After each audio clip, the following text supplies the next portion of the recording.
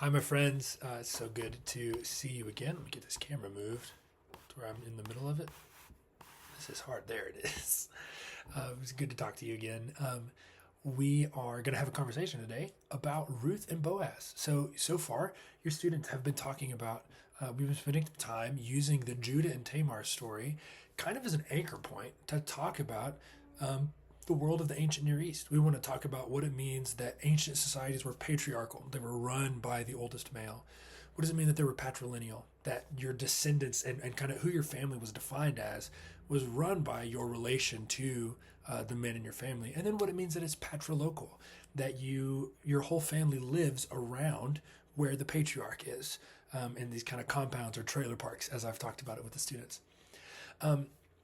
But we've also been using the Judah and Tamar story to talk about what the word redemption means. One of the things I've told them is that redemption, a word that we often kind of over spiritualize and can become kind of meaningless to us because we hear it so much. Redemption was a legal term. It was a term used for what needed to happen to Tamar. Tamar was locked out of the family. There was nothing she could do to get back in. She needed someone in the family to come in and get her and redeem her into the family. So today, I want to talk about another story. We're going to talk about Ruth and Boaz. Sorry, my allergies are crazy, so if you see me crying, you can just pretend it's the anointing. We're going to talk about Ruth and Boaz. Ruth and Boaz as kind of the antithesis to the Judah and Tamar story. So without further ado, let's jump in. Let's do a quick review of the Judah and Tamar story to kind of make sure we're all up to speed on what we're going to be talking about right now. So we remember Tamar, her husband dies, she goes to marry Onan, but Onan is super greedy. He cares more about having money than he cares about taking care of Tamar. And so he also dies. Judah sends her away back to her father's house where she is shamed and kept there, promises that he is going to bring her back and marry her to his younger son, but he never does and shames the family. So Tamar is going to trick Judah, dress up as a temple prostitute and seduce him that way. Now, Judah gets Tamar pregnant, but importantly, the reason that this story matters, or the thing that we need to understand this story, is that baby is not technically Judah's baby. Legally, that was Er's baby, Tamar's first husband. The fact that she has this baby locks her into the family, makes sure that she has been successfully redeemed. She is locked in and safe. She's not going to have to be stuck out on the streets or, off in a ditch somewhere. And we find this weird moment where Judah says, Tamar, you are more righteous than I am. And one of the things I talked about with the students, it's important to note that Judah says that Tamar is more righteous, not that she is righteous. Right? Tamar hasn't necessarily done a righteous thing. I mean, she seduced her father-in-law, for crying out loud. That's crazy. But rather, she is closer to righteousness. Tamar has cared for the outsider, has cared for the oppressed, even though it is herself. And so Judah has to recognize that he has acted wickedly. He has not cared for the outsider. So this language of more righteous is an important clarification, but it's important to note what is going on here. Tamar has kind of taken matters into her own hands. Now, the ideal situation, what would have been perfect in a perfect world, how would this have played out? Well, when died, ideal situation is that Onan just values Tamar, recognizing I'm not going to get as much money, but let me just care for this woman whom my brother loved and take care of her and make sure that she's safe. Yeah, I'm going to lose some money. That's fine. Love is worth that. Ideal situation is that even if Onan dies, Judah will value Tamar more than he will be scared of his sons dying. He will take care of the widow as if she is his own daughter. Ideal situation, Tamar doesn't have to trick anybody. She's just cared for, and the levirate marriage works, right? Onan takes her in, loves her, cares for her, etc. Well, now with this in mind, let's talk about Ruth, Naomi, and the scheme. The scheme, I love this. So we meet a man in the book of Ruth. His name is Elimelech. Great name. Elimelech has two sons, Mahlon and Killian, like Killian Murphy. Elimelech also has a wife. Her name is Naomi. And then his sons, Mahlon and Killian, they also get married. They get married to Ruth and they get ready to married to Orpah. I'm looking at the text now. I don't think that it specifies who marries who, but regardless, they're married and they're in the family that way. Well, big bummer. Elimelech dies. Okay, well, here I would ask the students, who's going to be next in line? Who's the new patriarch? Well, it would be Mahlon. Mahlon's the oldest, right? Well, unfortunate. Both Mahlon and Killian both died. This is the whole bet off. Small bet off. Small family. But all the men are gone. They're all dead. And so we run into a really scary situation. None of these women can own land. None of these women can really care for themselves. They're locked out of their families. They are in need of redemption. And it's in this, I guess this is the setup to our story of what redemption is going to look like for our story. So it's important to note here, remarriage would have been really difficult, right? There's not someone immediately close by in the family that we can look to in hopes of getting married to. It's not like with the Onan story where like the expectation is that the brother is going to take the widow. There's no brother. They're all gone, right? So remarriage is going to be difficult. An option, and this is the option that Naomi offers to her daughter-in-laws. She says, hey, if you stay in Moab, maybe nobody will know. Stay here, go marry someone else. We can act like you were never married and it's just going to be easier that way. Maybe that'd be the way to do it. But even though that'd be easier for the daughters, it would be really brutal for Naomi because Naomi, as old as she is, she's not really going to be able to do that. So even if Ruth and Orpah get married, Naomi's going to be kind of lost that way. So the ideal situation would be if either Ruth or Orpah would be able to marry a redeemer, a kinsman redeemer, someone in Elimelech's family who could then bring all of them back into the family. If they married Ruth or Orpah, Orpah could just bring the two ladies with her and they could live in that family that way. They need a redeemer. So we have our three gals, Naomi, Ruth, and Orpah. Well, Orpah decides, you know what, Naomi, you're great. Not that great. See ya. And she runs away. She's going to marry someone in Moab, do her own thing. But Ruth is actually going to stay with Naomi. And she says, no, I'm going to make sure you're taken care of. Which is a wild thing for a woman in that time to say. Taken care of how, Ruth? You can't do anything. You can't own property. You can't provide for anyone. You're stuck just like me. But Ruth is determined to stay with Naomi and take care of her. So Ruth has, importantly, need to note here,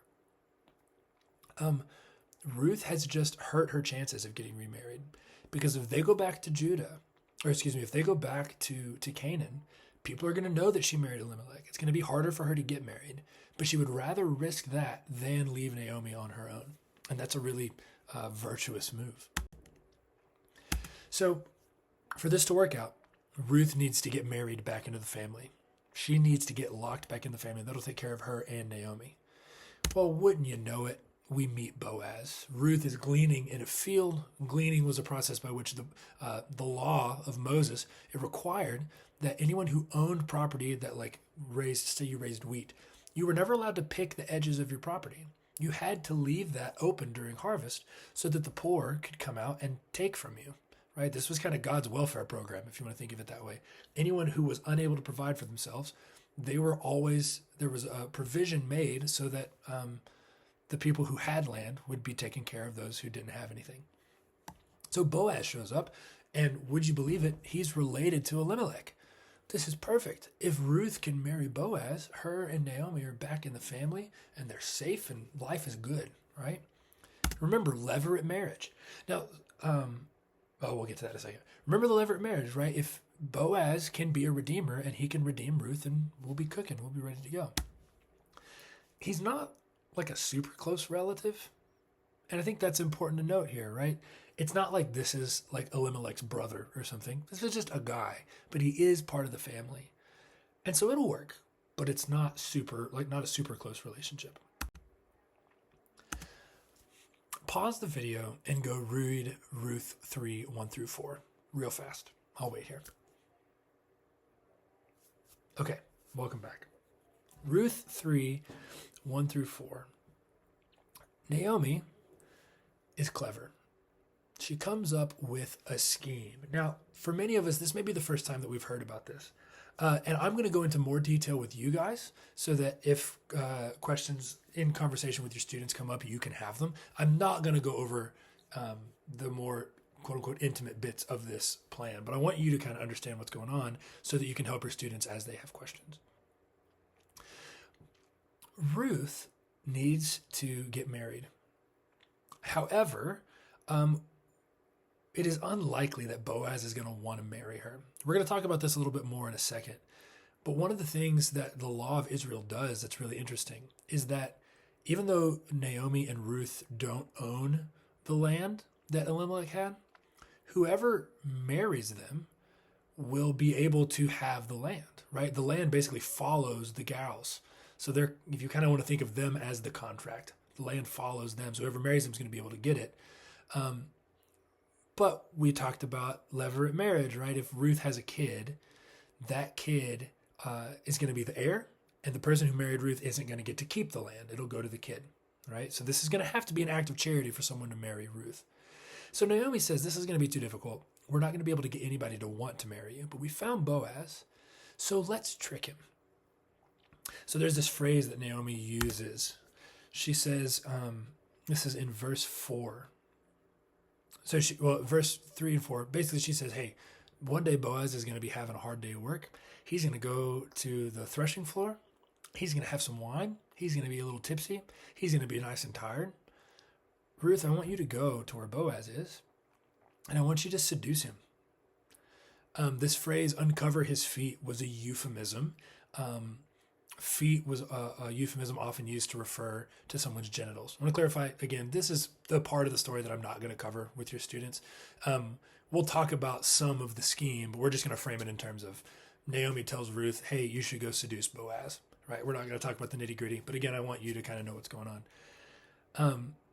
She says in verse 4, once he's drunk, go uncover his feet and lie down, and he'll tell you what to do. What's happening here? Why is Naomi telling her daughter to go seduce this man who's taking care of them? Like I said, Naomi's a realist. Naomi recognizes it is unlikely that Boaz is going to want to marry Ruth. Even if he gets the land for a little bit, he's not going to be able to keep it because it's just going to go to the heir. Remember, this is what Onan's problem was. Onan didn't want to marry Tamar and get her pregnant because he wouldn't get any money out of it. He would lose money. Kind of the same thing for Boaz. There's nothing in it for him. And so Naomi says, he's not going to want to marry you. We're going to do what we have to do. Let's trick him. Naomi takes a move straight out of Tamar's playbook. She says, hey, let's trick this guy into getting you pregnant. When he's drunk, wait till he's drunk and tired, and then sneak in and uncover his feet. We're going to try to trick Boaz into getting you pregnant. This is Naomi's scheme. She's following a following a play straight out of Tamar's playbook, trying to model kind of the same story. And we're getting a lot of repeat stories. We have dead husbands. We have women in need of redemption. And now we have this trick seduction to get back in the family. But it's in this moment that the story takes a turn.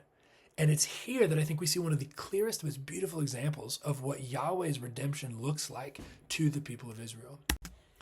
Let's talk about how Boaz acts differently than Judah. This distinction is the most important part of this story. So Ruth goes to Boaz and she waits for him to be, nice and tipsy and in the threshing floor. She goes to uncover his feet, and Boaz messes up the plan. You see, Boaz doesn't go through with it. He doesn't give in and just do whatever do whatever Ruth says. Rather, he says, hold up. Actually, I want to do this right. I actually want to marry you. What you're wanting to do here, this isn't righteous. I know my commandments, right? I know the seventh commandment. I'm not married to you, and so I can't sleep with you. I'm not going to do that. But I do want to redeem you. I do want to take care of you. We should get married. In fact, Boaz is so concerned with doing this right. He actually says, hey, there's actually a guy who is more closely related to Elimelech than I am. So there's someone who actually has, quote unquote, dibs on being able to marry you if they want to. So let's actually go take care of that. Make sure all of this is square, that no one can ever doubt that you are a member of my family. Let's go see what we need to do to make sure that you are as safe as legally possible. So, these boxes are there. Well, surprise, there's going to be stuff in those boxes. So Boaz goes to the city gate and he finds the guy who has dibs, the guy who's the closer relative to Elimelech. And the dibs guy doesn't want her. At first he hears, he's like, oh my gosh, Ruth, that sounds great. She's got Naomi with her. Finds out has Naomi with her, and then she's related to Elimelech. Or excuse me, other way around. Hears about Naomi, hears about the land, and is thrilled. But then he hears about Ruth, and that he would be marrying Ruth. And suddenly he says, I don't want this anymore. When it was just Naomi and the land, it'd be one thing. When it's Ruth, suddenly it's not good anymore. Why is that? Why does this guy hear about Ruth and immediately go, no, I don't want it anymore? Well, we have to ask the question. If this guy marries Ruth and she has a baby, whose kid would it be? It'd be Mahlon's. Not Mahlon, the oldest one. It would be her dead husband's, as the kids have been calling it. It would be the ghost baby, right? It would be the baby who belonged to the quote-unquote ghost of her first husband, right? It would be a levirate marriage. This guy, if he married Ruth and she had a son, he wouldn't get anything. He'd be, not broke, but it wouldn't be worth it to him. He wouldn't actually get to keep any of the land. It would all go to Ruth's son. And so this guy, much like Onan, says, hey, listen, that's not worth it to me. This woman and her safety, I don't actually care about that much. I would rather just do my own thing and leave her to the wolves, to put it one way. Here's what I want you to see. The book of Ruth shows the law working perfectly. Because Boaz exhibits God's kind of redemption. Boaz does not need to be tricked. Naomi comes up with a scheme to trick Boaz into to kind of forcing Ruth and her back into the family. But Boaz says, actually, I would rather go about the ton of work it's going to take to make sure that we can get married. I'm going to go about finding all the people in line for this inheritance to make sure that we do this by the book. I'm also willing to work the land and not receive anything from it because I'm not going to get to keep it. He's willing to do all of this work and give up all of this cash, basically, because he cares about the outsider, because he cares about this widowed woman. We see that he loves Ruth more than money. He loves Ruth more than anything, and he's willing to do whatever it takes to make sure she's taken care of. What I want the students to see, and what I hope you can see also here, in these stories of Judah and Tamar, and then in this kind of inverse story of Ruth and Boaz, God is creating this analogy. One of the things we've talked about with your students, God doesn't canonize Israel's culture, right? He doesn't come in and say, hey, levirate marriage, that's how I want the world to look. Everybody, if your husband dies, go marry your brother-in-law. No, this is what the people were doing already. But what God does do is he gets down to their level, kind of dumbs down his redemptive grace for them and says, hey, you understand levirate marriage? That's kind of like what I'm like. And in Ruth, we see this perfect analogy for Israel of what it means, how God feels about them. God is not like Judah, who has to be tricked into taking care of his beloved. God is a man like Boaz, who is obsessed with this woman and cares for her, and though it would cost him greatly, would do anything to make sure that she's brought back into the family. That's what this story is for. When you get to the end, if you want to see an even cooler, I think a really cool link to the Judah and Tamar story, note the generations at the very end of who these two kids are. Ruth is going to give birth. We're going to have a genealogy, and we're going to see, well, you can go read it, and you can go see a link to the Judah and Tamar story in the names that show up there. So I hope this was helpful. If you guys have any questions, again, please feel free to reach out to me. I hope that your students enjoy this, that you can continue these conversations at home. So you guys are wonderful. Have a fantastic time.